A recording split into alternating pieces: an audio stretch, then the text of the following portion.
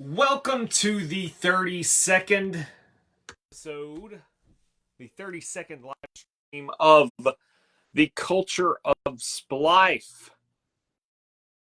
Make sure you follow us on all of our social media accounts. We are everywhere at Culture of Splife. Already got Rob. Let's bring him on. He's coming in. Rod Bradley, Rod to the B. See if we can get Josh on. We'll tell you what we're talking about. How's it going, Rod? What is up? All right.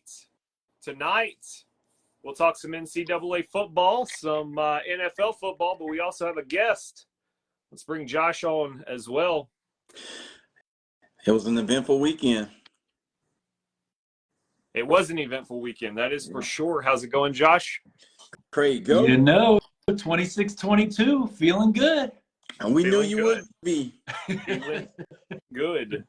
Hey, I'm a Ravens fan. I'm feeling pretty good too right now. I bet you are. No, I think That's right.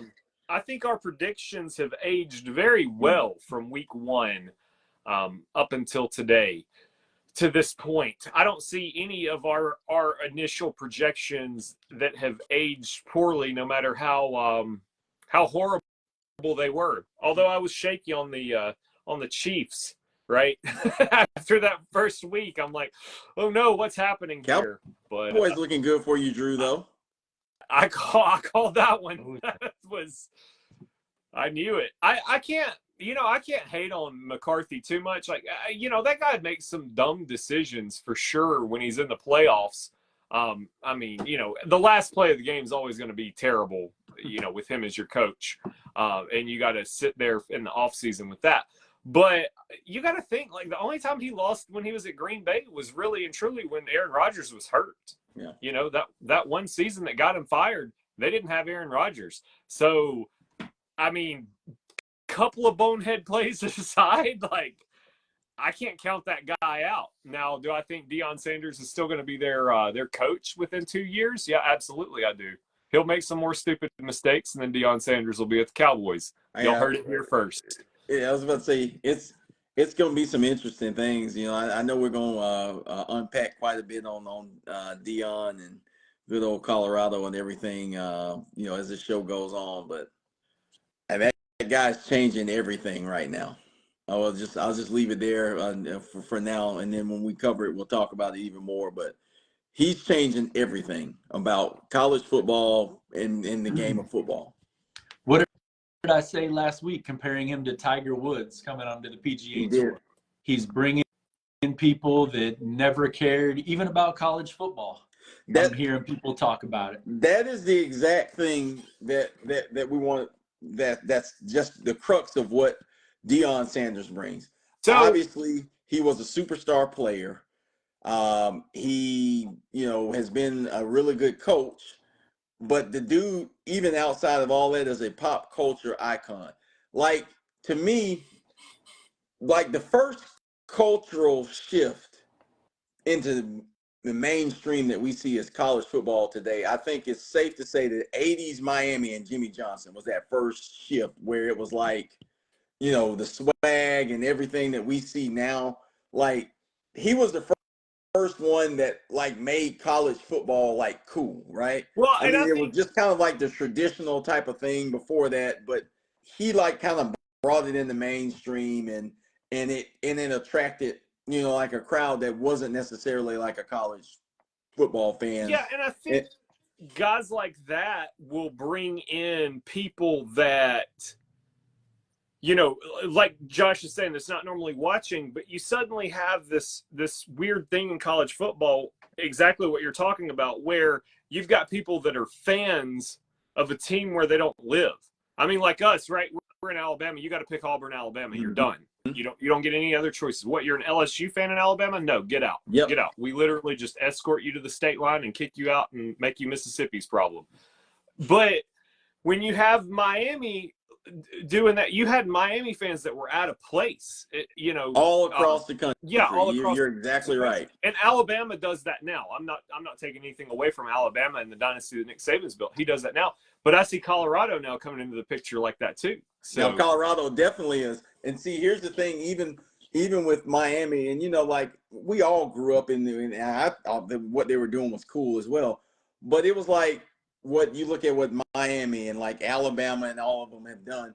Typically, it was one of those things where you took like a lot of guys that were like NFL guys, and all of a sudden you made them, like look at and have eyeballs on college football too.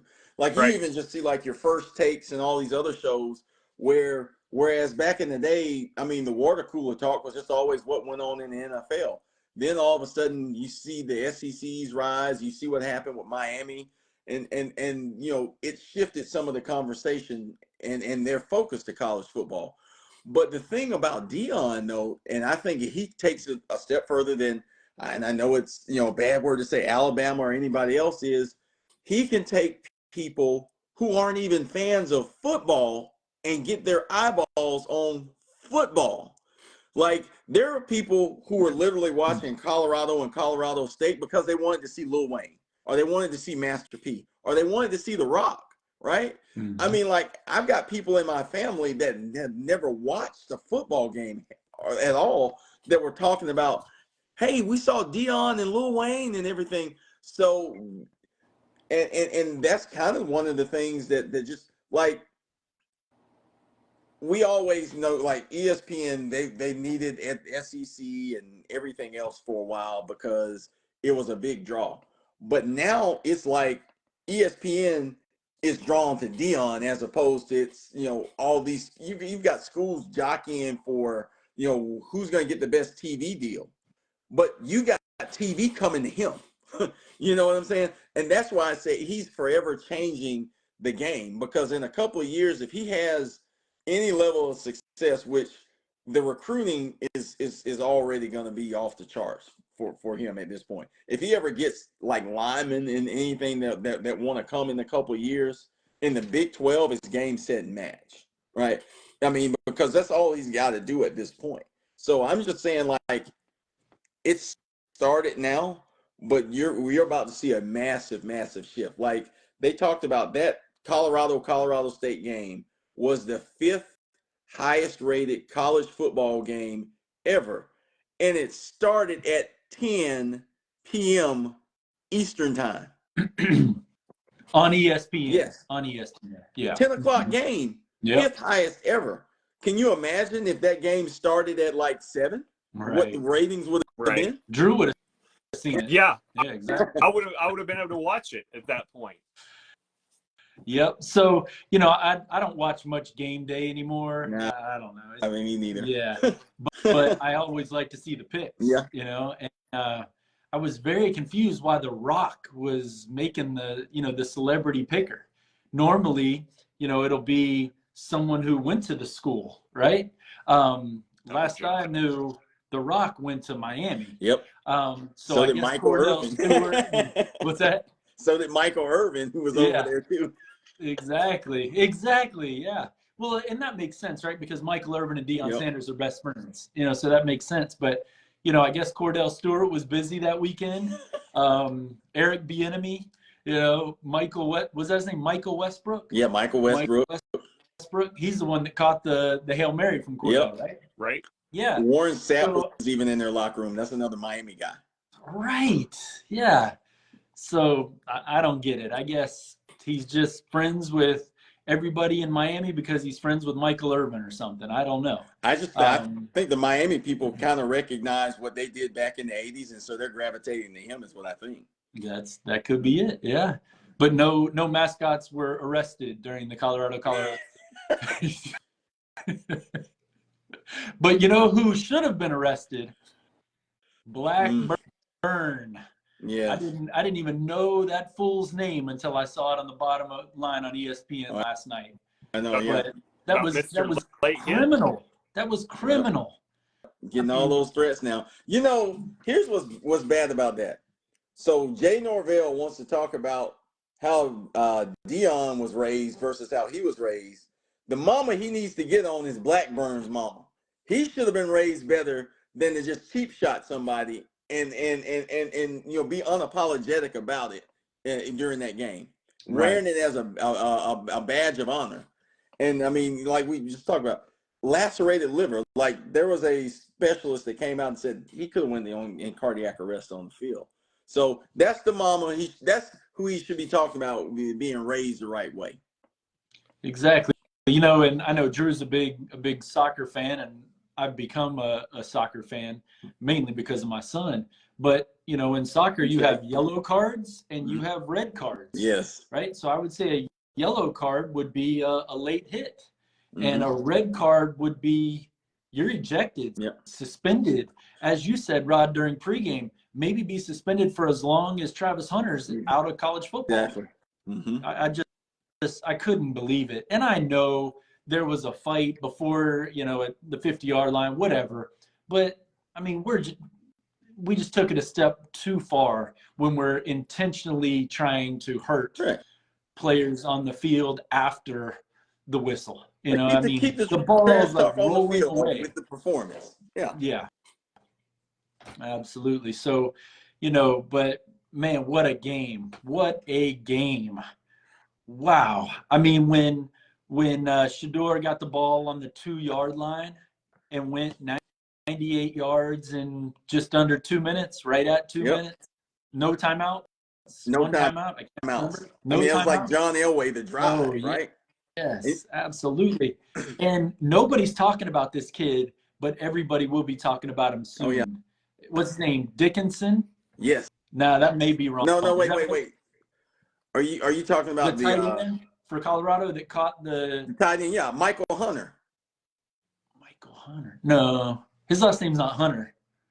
Michael Hunter, we worked with at YP. Oh no! Wait. Michael, hold on. I know is that some foreshadowing there, Rod? Is that what you're doing? Foreshadowing? Man, that's gonna drive me crazy. But anyway, he took a terrible illegal shift penalty, and I mean that was a big call. They had just gotten to the other side of the 50, and it was clear as day, illegal shift.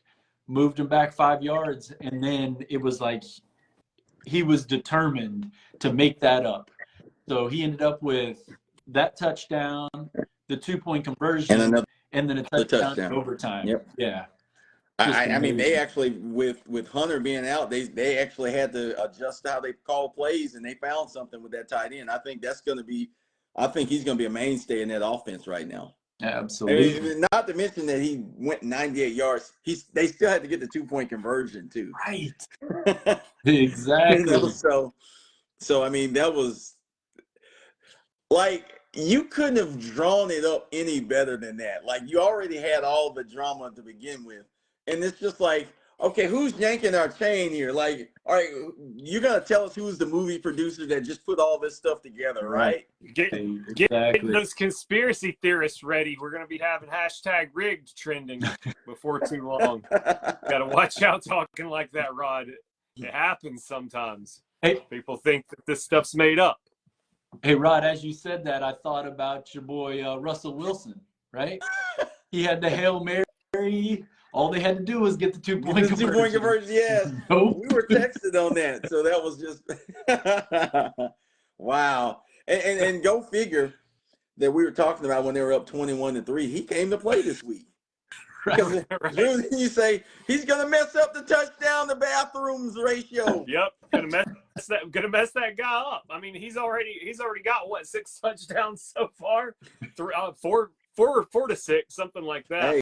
That guy's videos were so great that it was posting them on TikTok or wherever, and it was like every week coming in like, Russell Wilson didn't throw a touchdown, and he still has 12 bathrooms. Like, that was fantastic last season, and it took, I think, like 11 games deep before he passed it last year, or at least week 11. It might have been 10 games. They might have had an off week or something. And this year, I saw his first post was like 3 touchdowns, and I'm like, oh my, that's we're not gonna be able to do this for very long this year. But his team did find a way to snatch defeat from the jaws of victory. That's right. Right. Yeah, you can always lose games. That's no matter how good one player's performing, you can always find a way to lose them for them. Yep. Well, they only had that Hail Mary. That was all they had in the second half. Yep. Right? Yeah. Mm-hmm. Brutal. And yeah, I mean, he was throwing the ball off the screen again, a la Jeff Blake back in the day, if you remember him. Like that's what Russell Wilson was known for, throwing the ball deep and high. And that's what he was doing to that Marvin Mims kid. And then nothing in the second half. Nothing. It was it was sad, but there was a lot of sadness in the NFL like that this week. Yeah, I was going to say, I got a question for you guys. Did the Cardinals blow like their chance to win a game with that Giants debacle? I don't know the Cardinals season. I mean, I know 6 games that they've got to play that are not winnable at this point because the Seahawks, the 49ers, and the Rams are not beatable by the Cardinals. So I don't care if that neutral site's in England. I don't care if it's in Japan. You can put that game on the moon. The Cardinals are not beating anybody in their division this year. So there's 6 L's to go with. They're already 2 L's. So they're done. I mean, I was like, is there any place where they're going to get one? Can they get a Texans matchup? I don't know. Do they have that? They have that? Maybe pull one over on the Bears or something. I don't know. I got nothing for them. I mean, but Josh Dobbs looked all world the first half. Right. Like, what is this guy doing? I mean, he was the backup for the Steelers for like 35 years. No one ever saw him. And when you saw him, he looked like he had a noodle arm, So it was bad. And he was in there throwing it around. I mean, Hollywood was probably like, am I back in Baltimore? I mean, what's going on here? I'm actually getting nice balls thrown to me again. It was a weird weekend though. I mean, all over the board, a weird weekend. Even Saturday with that epic Alabama USF battle, like that was a weird game. The winner still was the winner, right? We didn't expect the Cardinals to win a game. They won't lose week 14. Who are they playing? Kevin Franz. You got to know something we don't know. Kevin Franz, you're 3 minutes late commenting on our show. Yep. Well, I guess the lock of the week this week is certainly like the Chiefs against the Bears. Oh, it's their bye. Oh, Bob, there we go. Okay. All right. Larry, did we ever find out what happened? I mean, obviously, we would assume that it was alcohol or drugs, but so it's Drew's bad, huh? I got you. But I haven't heard anything about Stetson Bennett other than just speculation. So that's just an interesting situation. What device are you joining on, Kevin? I can't bring you on. Got that. Stetson Bennett. Hello, 15 minutes of fame ended with the I know, right? when the clock struck midnight from that 65-7 championship win. And was it that night or a couple nights later that he like showed up at somebody's door drunk or something? That is correct. A couple of nights later. Yeah. So. And then you think he's got things back under control. He makes the 53-man roster, and one game in, he's gone. There we go. Now I can bring you on. I got you the invite, Kevin. So yeah, we were talking about the weirdness of the Alabama and South Florida game, Drew. Is that what you were talking about? Oh yeah, that was like, I don't know, guys. I think Nick Saban is just trying to show you that he made the right choice, right, against Texas. Just putting a parade of quarterbacks through there to just do something. It was a weird game. It really was. So weird. It was hard to watch. I mean, like I said, I've had access to deep inside of the program and like just with a lot of different sources there, and this is what we're seeing right now isn't something where it just happened overnight, right? This has been a trend that's been building and building for a while with Alabama. I'm going to tell you where the Alabama dynasty shifted was transfer portal combined with NIL. But the transfer portal started in motion because the landscape of college football today is the very reason why Nick Saban left the Dolphins, right? Right. because now it's like free agency. Whereas back in the day, it was I stacked my team with 3 levels of all American players, right? It was a process. So 2 years, I mean, so you would have Trent Richardson, who was going to be, he was backed by like Eddie Lacy, who his backup was Derrick Henry or TJ Yeldon, so forth and so on. And so, there was never any drop off because you were able to build it. Well, guess what now? Those guys aren't staying in the transfer portal. Hey, look, you can come to my school, start right now. I'll give you $2 million. So guess what else that means? We don't need Nick Saban in Alabama per se to get to the NFL. It's not our ticket anymore, And then you got guys now that make just as much as some assistants, especially those superstar players. And so now the playing field is completely different here. So, this is coming from a Bama fan, but I do realize that this is not the days of cornering the college football market anymore. And in fact, right now, like, Bama has taken a step back. We got Larry in the comments wanting us to start speculating some Alabama head coaches next year. So, no, he'll be around. But I tell you what, if we continue to watch what Prime does over the next couple of years, he will be on Alabama's radar as a replacement. He's going to be with the Cowboys. I'm sorry, I hate to tell you, that's where he's going to be. Y'all have to buy him from the Cowboys. I just don't think he would actually go to Bama, though. He said he can't motivate NFL players, so he's not going up there. Mm-hmm. Yeah.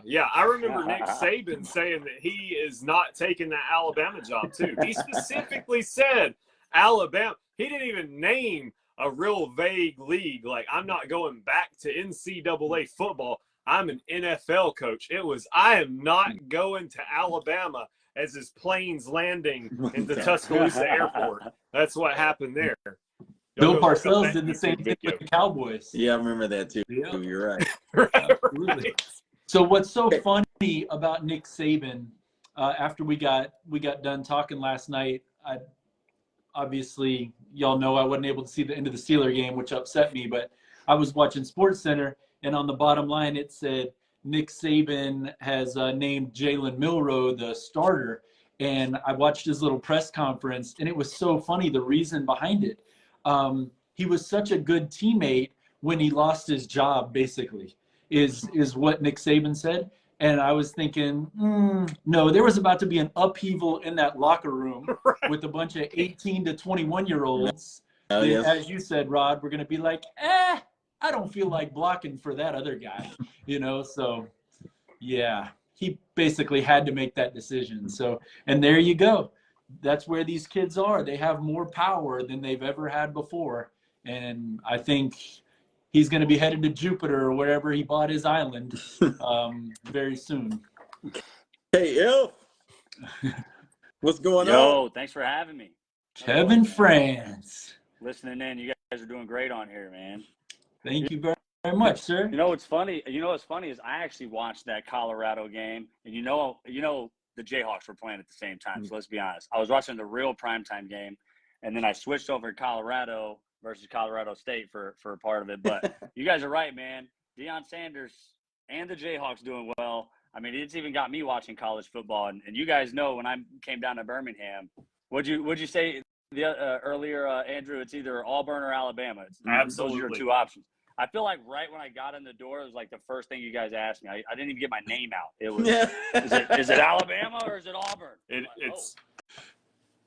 It's bad. And you can pick for the dumbest reason. You could be like, Alabama, because they're close to the Chiefs' colors. Like, and that would be acceptable to everybody. Well, I played the field. I played whatever you guys would perform for and work hard for. I was all in, baby. I was Auburn upstairs and Alabama downstairs, and I was Chiefs all the time. So my wife is actually an Auburn fan because she didn't like milk, right? And the cartons of milk were red and white in elementary school. Wow, yeah. So she didn't like milk, so she had to be an Auburn fan. Wow. Yeah. And then later went to the school, and the rest is history. So, yeah, to your point, Drew, for any reason, you can be whatever fan you want to be. Yeah. I mean, that's the way it works. But I truly believe if you're in the state, the day you're born, you choose. Like you don't even really know that you choose. You just choose automatically. Like, and that's what you are for the rest of your life. So it's like one of those subconscious baby choices that you make. You're either an Auburn or an Alabama fan. So it just happens. Before I moved to Bama, I didn't even know Auburn was down there. Easy. Sorry. I knew Bama was there. It's okay. You don't have to know where Auburn is. I mean, you really don't. Like, if I didn't live in Alabama, I probably wouldn't know where Auburn was. But I would know that they, have won a national championship in my lifetime. I mean, facts are facts. One. Hey, man. Better than none. There's a lot out there. I was about right? to say, out of 120 teams, to get one in my lifetime is good enough for me. No doubt. You guys I like it, Larry. You guys were witnesses to it. Yep. Absolutely. Well, Kevin, thanks for coming on the show tonight, man. Sure. For those of y'all that don't know Kevin, he's a very good friend of mine, but also he became my boss, actually Rod's indirect boss as well. And it was interesting when I first met him in Kansas City. I was like, no, it wasn't Kansas City. It was Birmingham when he came down to visit. There aren't many people like me that I encounter being from Orlando, Florida. I just kind of am different than a lot of people in Birmingham, Alabama. But from the jump, I knew this was my guy. And probably 3-4 weeks later, I found out he was going to be my boss. And while we have 15 years between us, is that right? Good Lord. Looks like 20, but yeah. I never thought anything of it, right? I just knew that this guy was a leader and he was going to be able to take this new company we've been acquired for the 78th time. And I knew that it was going to be great this time. So, and then on Friday, he posted something on Facebook. And as y'all know, our show is Culture of Splife. So we talk a lot about sports, but we also like to talk about life, persistence, motivation, competition, different things like that. And Kevin posted something that really struck a chord with me. And so I asked him to come on the show tonight, and he was gracious enough to do that. So, we basically just want to kind of talk to you about, where you came from and where you are today, kind of everything in between and what got you to where you are. So, if you just want to give us a quick synopsis of kind of who Kevin was, what he did to kind of get where he is. And I'm sure Drew and Rod will have some questions for you. Yeah. Yeah, I appreciate you guys having me on, man. It's fun, watching you guys on this podcast. A lot of people, start something and they don't finish it, and they don't stick through, So it's fun seeing you guys get on here and continue to be consistent, getting better. Every time you get on, right? And that's one of the mottos you have to be successful is, trying to get better every single day, right? 1% better. And, we talked a lot about that in our Birmingham days. But yeah, man, I'm excited to share. I won't go all the way back. I think it's important maybe, just share a little bit with what I'm doing right now and where I'm at in my life. I'm in a really, really good, part of my life. I know Josh and I, we try to connect a couple times a month and stay caught up. I know when Josh isn't traveling and, out with his family, spending those miles. But, currently I am a father of 4. I am a husband to my wife, Tanya. My children are Kevin Jr., he's 13. Zoe, who I share a birthday with, she's 7. Ziomara is 2 years old. And we have our newest addition, Cruz, is going to be 10 months here in a few days. So we are always busy here in the Franz household. I am in a suburb of Kansas City, so you guys can see, I figured this was a sports podcast, so I was going to represent, even if it was just to make Josh mad, because I know he's a huge Steelers fan. I was gonna rep the Chiefs, but currently we're outside of Kansas City in a suburb out in Overland Park. Josh, you've been here, nice place. I am working full time still, and I'm in sales, right? So I know we've done sales a lot together. It's kind of a passion of mine. Currently a director of sales operations for a large outsourcing company. So just helping them, with sales playbook, sales operations, making sure that we're hiring the right people, putting us in a position to be successful. But before that, I was working with you guys at Thrive. It was actually the Yellow Pages. I worked at Dex One. Dex One acquired the Yellow Pages. We became Dex YP. And then 8 months later, we became Thrive. And we started transitioning from Yellow Pages to software, which I think it really threw us all for a loop. And it was, great challenge for everybody. Worked there for 11 great years. And I really kind of grew up there. I think I started when I had just turned 20. So it was very early on in not just my professional career, but just my life in general. Kevin Jr. was like one. I was still trying to figure things out in life, right? And I was lucky enough to jump on to an awesome company where I was able to be promoted 7 times in, I think, 7 or 8 years. Moved from literally a pilot position through the ranks, doing a lot of different things from sales to training to management, and finally moving down to Birmingham, Alabama, right? Jumping the Kansas City ship, taking a risk to move up in my career, which was, one of the highlights of my life for sure. And lucky enough to meet great people like you. But before I got to Thrive, it was kind of it's crazy really, because I was working at Walmart like literally 18 months before I started at Dex, which is just mind-boggling, right? I think I was making like $6.75 an hour. I'm stocking dairy products at Walmart, which, hey, shout out to Walmart and all the people that work there. We couldn't do it, without you. But it was definitely a part of my life where I didn't really know what I was doing, right? I was just trying to work and have a job and have some income for Kev Jr. And I never remember this man. His name's Jay Van Clayton, still a good friend of mine today. We don't connect as much as we should, but anytime we do, it's always a great conversation. He asked me a question. I don't know what it was about, probably milk or dairy or yogurt or where the Go-Gurts are or something. And I don't know. He must have saw something in me, because he asked me if I thought I could sell. And I was like, yeah, well, I can do anything, right? Don't you see how awesome that milk is lined up, right? Look, yeah, I do everything great.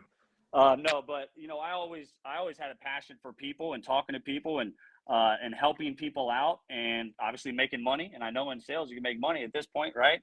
And I'm like, I've got to be able to make more money than I'm here at Walmart. So this guy helped me get a job at Toyota, and I mean that was literally my big break. I don't know if I ever would have gotten into sales. I had no idea what would have happened had that man not walked up and asked me a question about whatever he asked me about that day.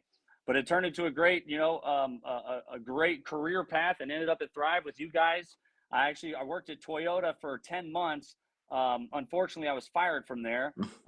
It's a funny story though. I accidentally got out of the car. It was still in reverse, and it ran into the big shop door. I think I shared that story. So they fired me on the spot. It was actually pretty intimidating, but I figured, man, if I can make it through that, I can make it through anything. So, really great times, man. But I will say, from a professional standpoint, I've had a great career. I've built up, all of my experience through obviously mentorship and working with great people like you guys and learning from everyone. Even though I was young, sometimes that would be a hindrance and that would be a roadblock. But you guys welcomed me in, and most of the people that I worked with welcomed me in. I learned a ton from people like yourself and everybody, whether you're working for me or I'm working for you or we're a peer. I always tried to learn everything I could from everybody, because I figured, the more I knew, the more experience that I don't have to go experience myself, right? If Josh says, yo, hey, I did this the other day, it didn't work, then hell, if I'm going to go do that and see if it works, right? It's not going to work. I'm going to go do something else, right?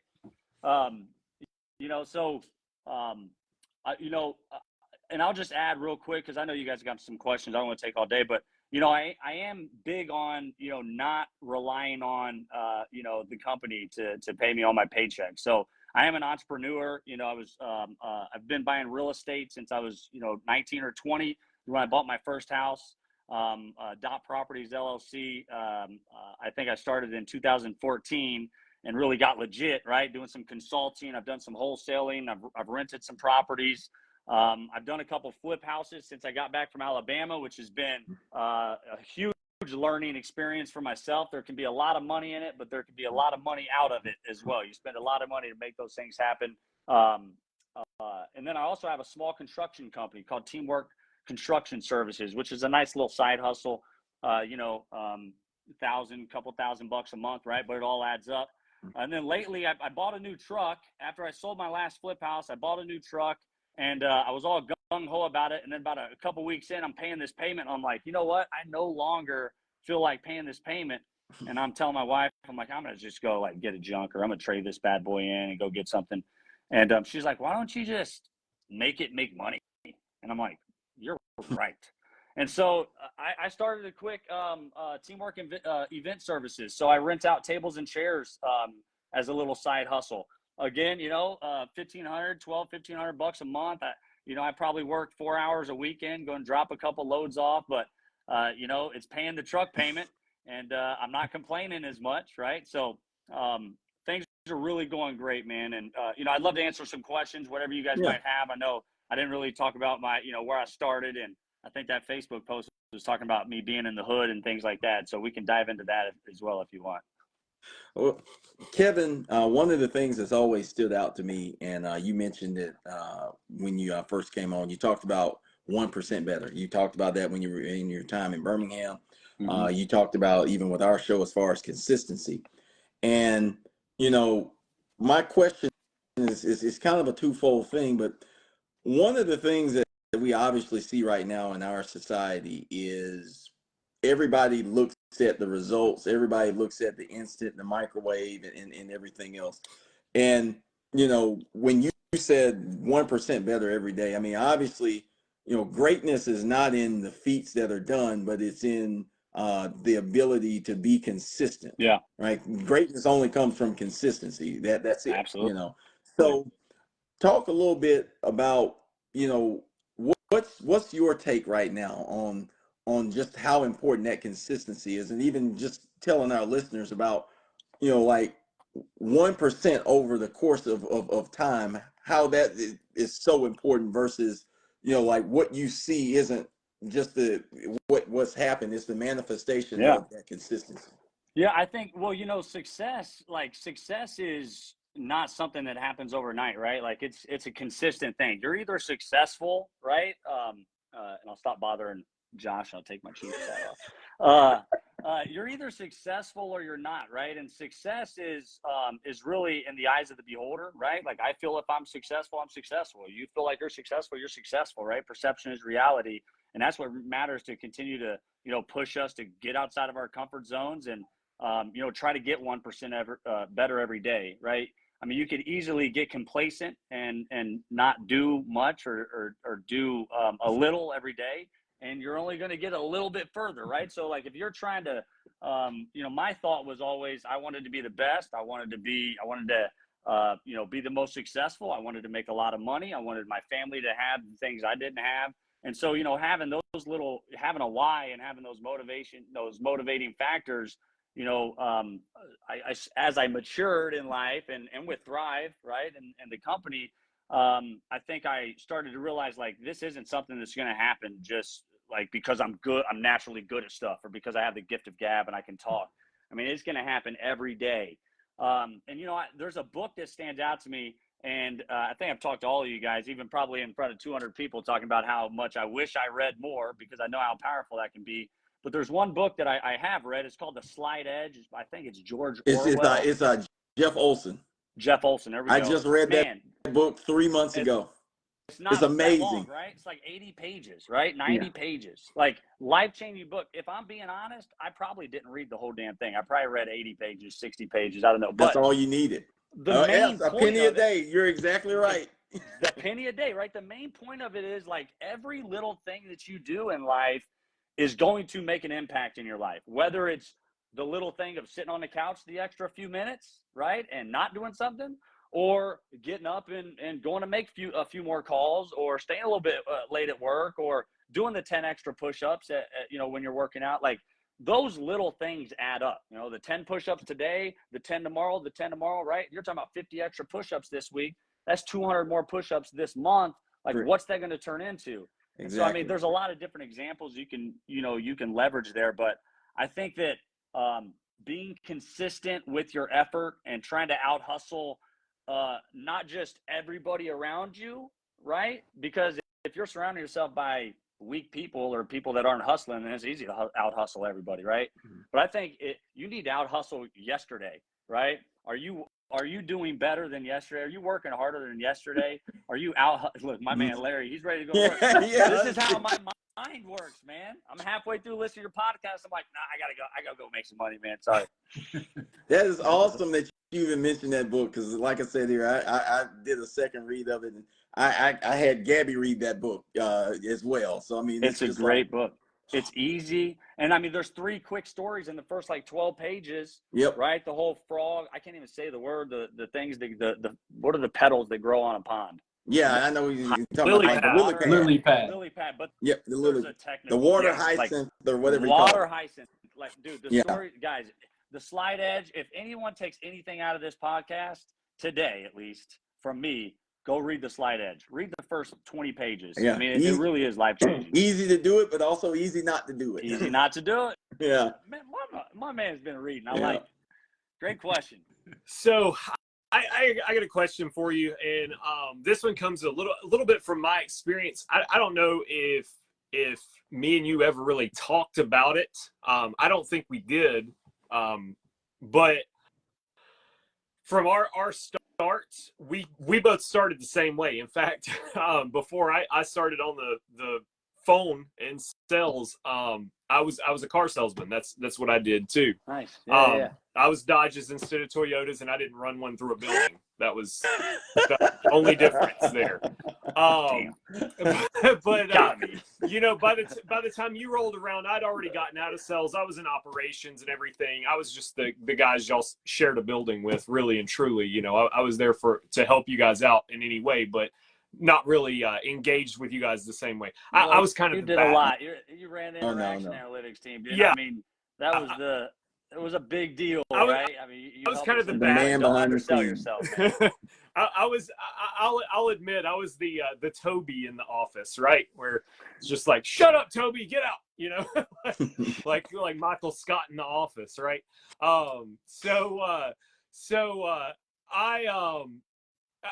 never shared this with you, but for me, I went from a place like you, where I was working a job making.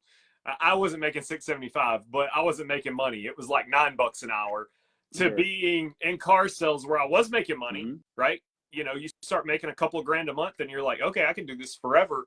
And then something happens and you're like, I don't know. I got to do something different. And I ultimately end up at the Yellow Pages making, like good close money. I was making close to 6 figures. Yep.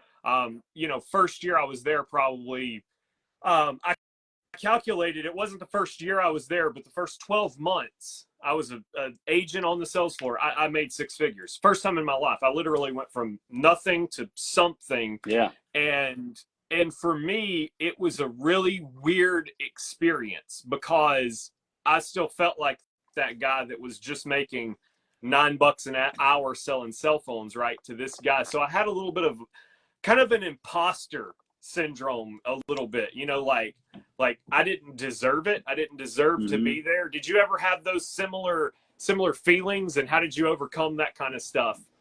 Well, I definitely had never felt like I don't deserve or hadn't deserved to be here. And I think that probably stems from just the fact that I know I'm working harder than anybody else. And perception is reality, right? I hope there's people out there that were sitting right next to me. I got great friends that were working their asses off too. Hopefully they would say the same thing. They were out working me, right? But in my mind, I was out working, everybody. And so when I went from Walmart to Toyota, I made a little bit more money, you're right. I worked at Home Advisor for a few months, didn't make it there, and then followed the train over to YP, or Dex. Thank goodness I did. You know, I'm going to be honest. When I started making money, I was starting to invest it almost immediately. And it really was like a luck of the draw thing, right? It was that, again, like, you know, I started to kind of get a little bit more mature, working for a more legit company, having more legit people around me, understanding 401ks and investments and things like that. And, you know, so I started spending my money, I would say, in a lot of the right areas. You know, I bought 2 houses like back to back, like probably 4 or 5 months into working at Dex. You know, so I think that kind of, you know, I put my money in the right places. I didn't go spend it. I was kind of joking about Jordans. I didn't start buying Jordans until I got into management and I was making, you know, real good money. You know, so no, I was too poor and too broke and too much of a hustler back in the day when I was, you know, growing up to ever feel that I didn't deserve it. And at the same time, I knew I was doing things the right way once I got it, right? Like I wasn't out clubbing. I wasn't out wasting all my money. I was either investing it or I was, you know, spending it on my son or, you know, my kids. And I was lifting others too, you know, as I got promoted, as I matured in the game of you know, sales and doing these things, I was lifting others. I was helping my friends get jobs, you know, who were down in the hood with me and grew up on ramen noodles and cereal and sloppy joes or whatever we ate back then. And, you know, I was trying to help those guys out. And I was also lifting the people around me at work, you know, some of these kids who had money, right? But they couldn't sell because they never really had to hustle, you know? Right. So I was able to help them out a little bit too, you know? So I tried to make sure that, man, you know, I know I'm blessed. I know God's been watching out for me for a number of years now. And I've tried to do my best to pay it forward and to pass it along as well. So that way I don't feel like I don't deserve it. So Kevin, yeah, that post is you know, obviously what you knew we were going to talk about. So you mentioned, you know, you were going to get yourself out of the hood. I think this was in 2011, I want to say. I don't have it in front of me, but and you said, you know, when you make, not when you make it, not if you make it, sorry, but when you make it.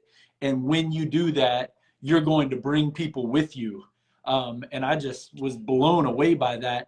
And then you shared the memory and basically said, you know, I haven't made it yet, but I did make it out of there.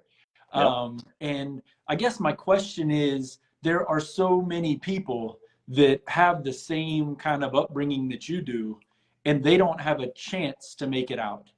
Why were you different from a young age, right? You talked about Walmart and then how you got where you were, but how did you get to the feeling that it wasn't just a dream to get out, you had a strategy? Yeah, it's a great question, man. I think that there's a lot of factors that, you know, probably some that are subconscious that I don't even know, you know, but I think a lot of it stems from, you know, my mom and the upbringing that, you know, that she gave me. She, you know, single mom, 3 kids, you know, she showed me a paycheck stub not that long ago, actually, from like 01. And she made like 17 grand in 01. She does. And I'm like, or not a paycheck, like the end of the year paycheck stuff. You know what I'm saying? Like, yeah. And I'm like, how in the world did you raise 3 kids? I mean, we had the house at that point. We weren't renting. She had gotten the house. We ended up getting foreclosed on. But, you know, you know, she was just such a hard worker, and we were broke and we were poor. And, you know, I was always having to hustle. And, you know, my grandma actually owned a small bar, cantina is what it was. And so I actually had to walk from elementary school to my grandma's bar every day after school. And so being in there, I was always helping take out trash, clean the floors, clean the bathrooms, yada, yada. And I started making money. And I'm talking like, this is like 6 years old, 7 years old. And so early on, I start to realize like, okay, if you work hard, if you do things, right, you will, or you should get something out of it. And I think that, you know, things like that, things like having a mom that created an independent thinker, you know, someone who's, you know, always questioning everything. Like, even though my mom is very nice, she's always doing everything for everybody. Like when you give her, and I'm an idea guy, you know, when I throw an idea or two out there, instead of jumping to, oh, what a great idea. Yeah, go do it. Which, you know, 90% of people nowadays, if I say an idea, they trust me so much. They're like, yes, great idea. Go do it. My mom's always that person like starts questioning things. Like, oh, where are you going to get customers? Oh, like, how are you going to do this? Well, what about insurance? What? And then I start backtracking. I'm starting to realize, like, dang, like I didn't have it all together, you know? And so, But you need you know, that, right? You need yes. Thank God she did that right. for me, right? And hopefully now I'm kind of paying it back forward to her and helping her with some of the things I've learned in life. But yeah, man, I think that, you know, to answer your question, you know, I don't think that I had an easier route than any of my school peers or anybody I grew up with. I don't think that I had any handouts or any more handouts than anybody else. I think that, you know, no matter what anybody says, I think there is a bit of being in the right place at the right time. But I think that there is a right time for everybody at some point. Like, you know, like I might get 7 right times in my entire life. You know, the question is, did I seize on those opportunities, or did I watch it pass by? Like, shit, man, maybe I should have hit that guy up, you know? And so, you know, I seize the opportunity every time I can. I take risks, you know, I will do whatever it takes to be successful. I'm not going to sit idle and never have, and I never will. And I think that that's probably what's going to continue to lead to more opportunities and put me in a position to become more successful in the future. But it's definitely, though, too, the people you surround yourself with, man. Like, I've got so many mentors.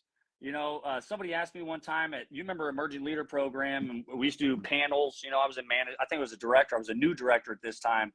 I was actually really nervous. Actually, I remember it was back in Overland Park, flew back up from Birmingham, and somebody asked me a question, and they asked about like who my mentor was.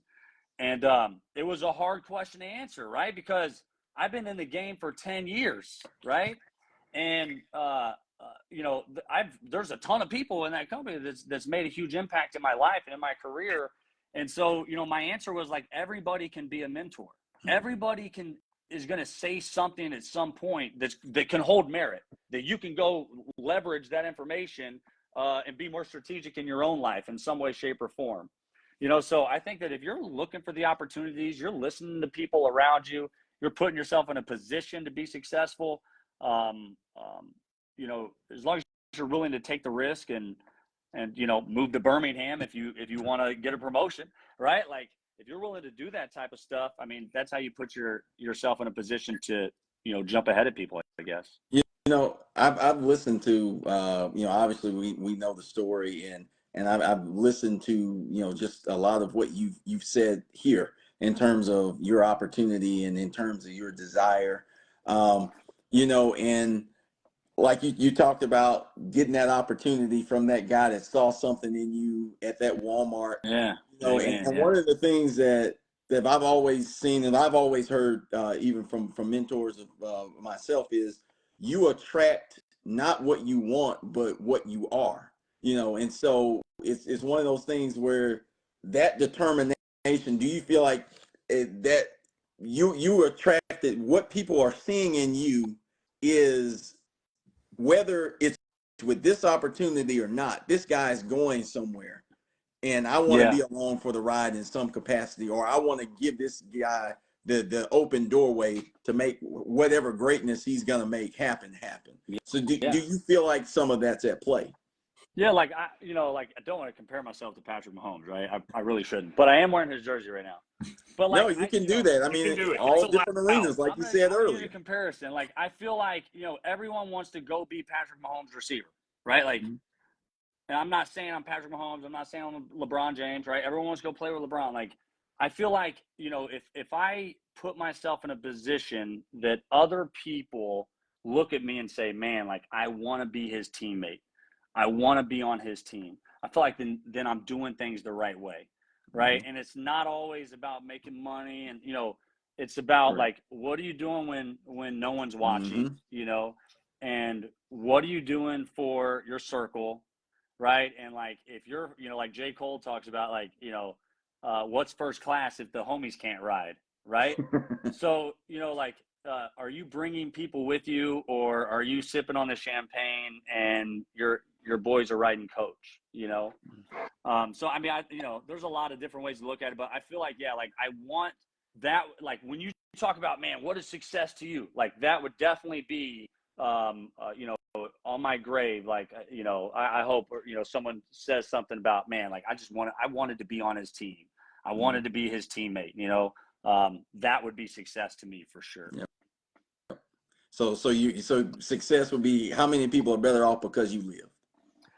That's one of them, right? I mean, success is, I mean, there's hell. I mean, am I successful today? Like I got half the yard mowed. I didn't get the whole damn thing mowed. So, I did all right, So, I mean, success, it's an everyday thing, man. It's an everyday thing. You might ask me next week if I'm feeling successful. And again, it's going to be my perception. And the answer is going to be based on what my effort's been the last week, right? Have I been busting my ass and doing everything I can to not be complacent, right? So great question, man. Awesome, man. Well, thank you very much for coming on tonight, man. You've been my guy, man. I know you said you don't just have to have one mentor, but very quickly you became mine, and that's what I talked to several people when I was saying you were coming onto the show, and I asked them how they felt about you, and they said he treated everyone the way that he wanted to be treated. We always felt that we were a part of the team, from the games and things that you played, for the engagement, to treating Miss Liz like she was not a second-class citizen. Like, obviously, we know a lot of people treat people that clean up after us like we're more than they are. And, that's not the person that I am. I know that's not the person that you are. And I don't hang out with people that feel that they're above anybody else. So, as you know, I don't want to, get too, you know what I'm saying, man. I'm losing my words here, man, but you're my guy. And, I thank you for your friendship over all these years. Hard to believe it's been 6 years since you moved to Birmingham, Alabama, and now you've been back for, 4? But, yeah, well, absolutely. But we got it. I appreciate you guys having me on, man. Absolutely, man. I know we went a little bit long, but you're welcome to stay on. We're going to talk a little bit more. Quentin, I know Quentin's your guy too, right? Thanks for coming out. Quentin is my guy. We were talking about like Deion Sanders and everything earlier, and what makes everybody so drawn to Deion, and The Rock said it this weekend is I like that, is he's a disruptor. The Rock said that in the locker room to his teammate, that Deion is a disruptor. One of the things that I always noticed about you when you were in Birmingham is you were a disruptor to whatever the status quo was, whatever it was. We did it this way because we just done it this way. Whether it worked or not, we just done it this way.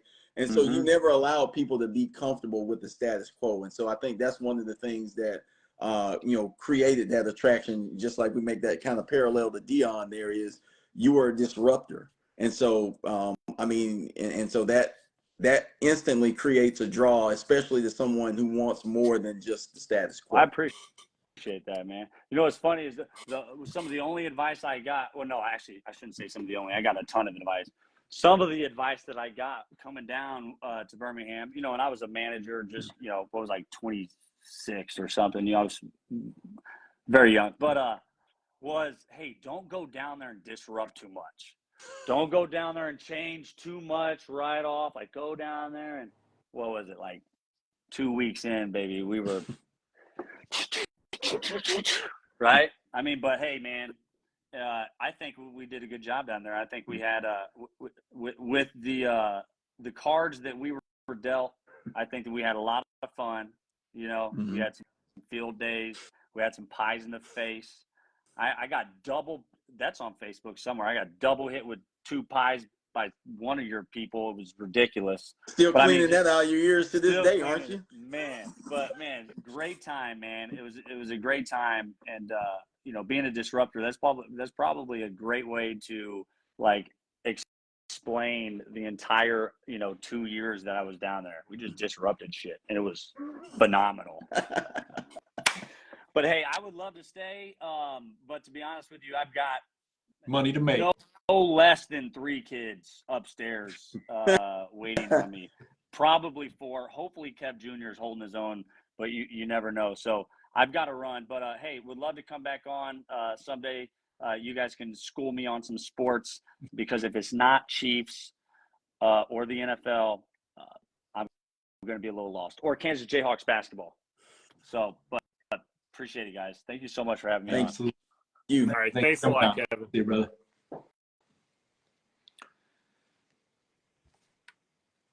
All right. So I know we pretty much talked about Alabama. We talked about Colorado. We talked a little bit about the NFL.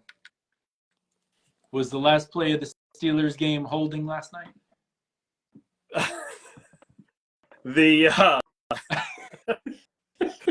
That game, so, you know, not to play a joke of, oh, you had to be there, right? Because sometimes we end our episodes with some of those you had to be there jokes, right? But so we're all talking with Kevin late last night just to fill you guys in.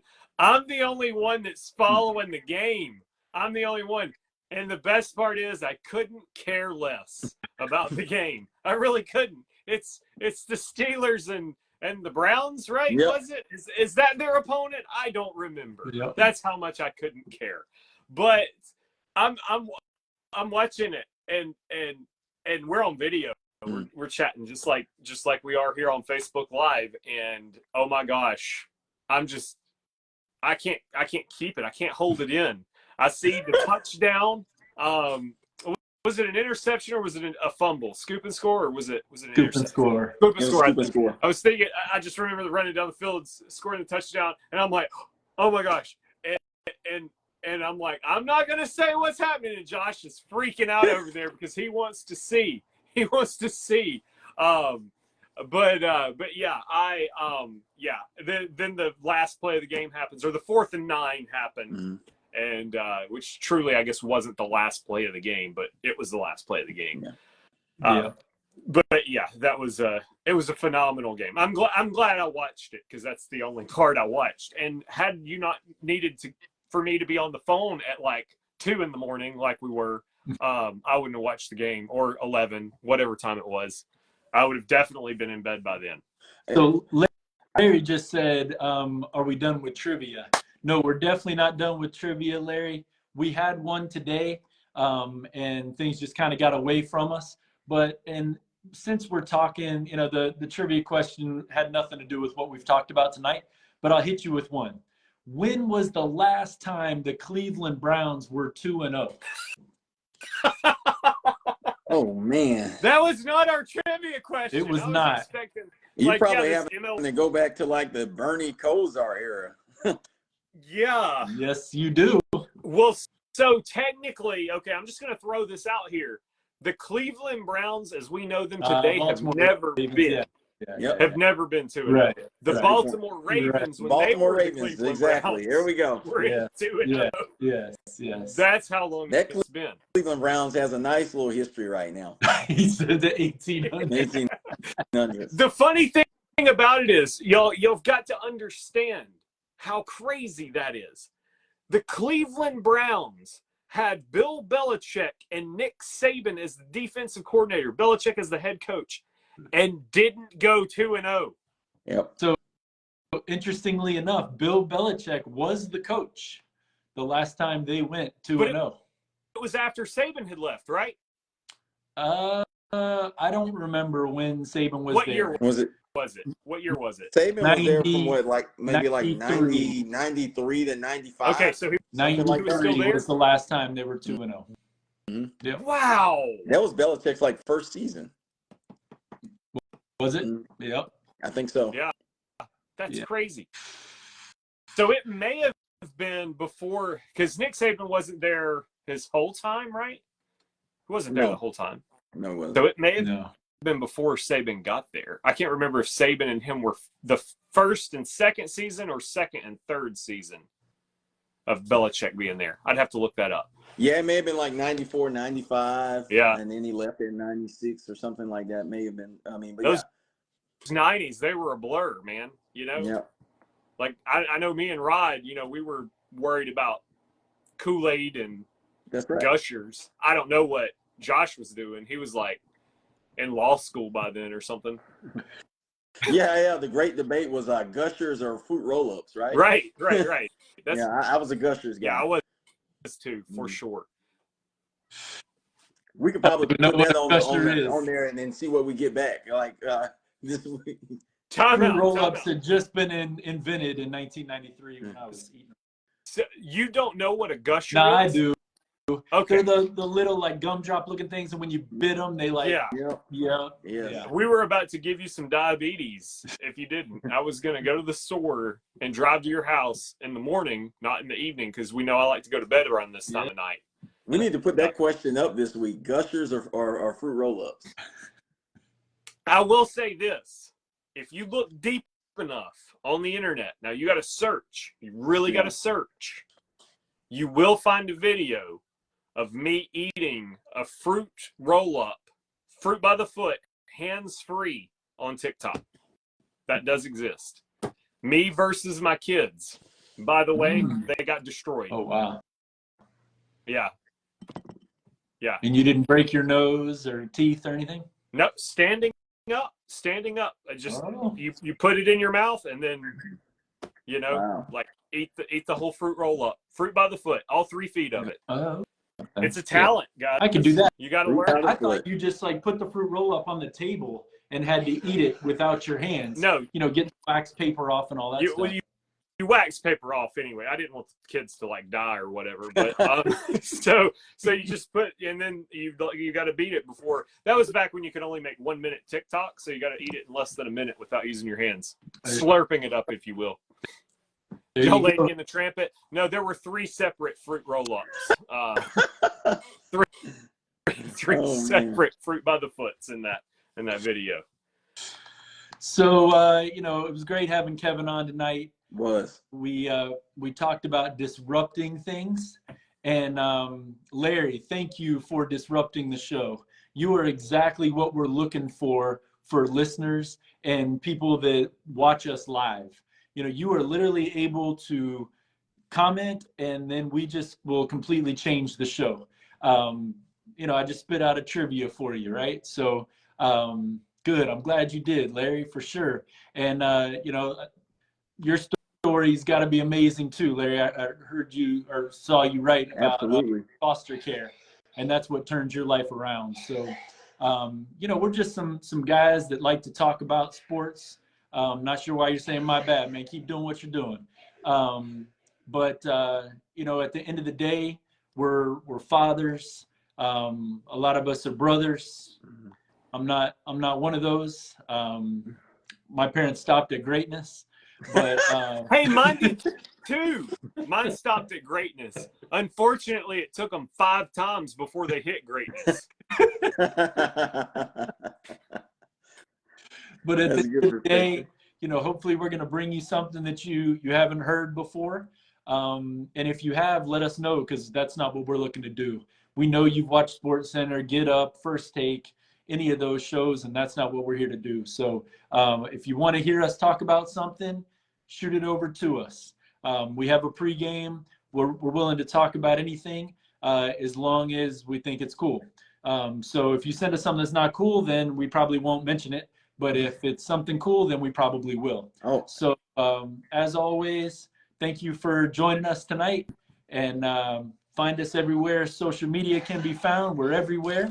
And who knows, we might be on a new platform next week. Keep watching. Being seen on 2 different platforms at the same time? What? The same time. Same time. That's right. Yes. So we will see y'all next Tuesday, because if nothing else, we're consistent. So we'll see y'all then. Have a good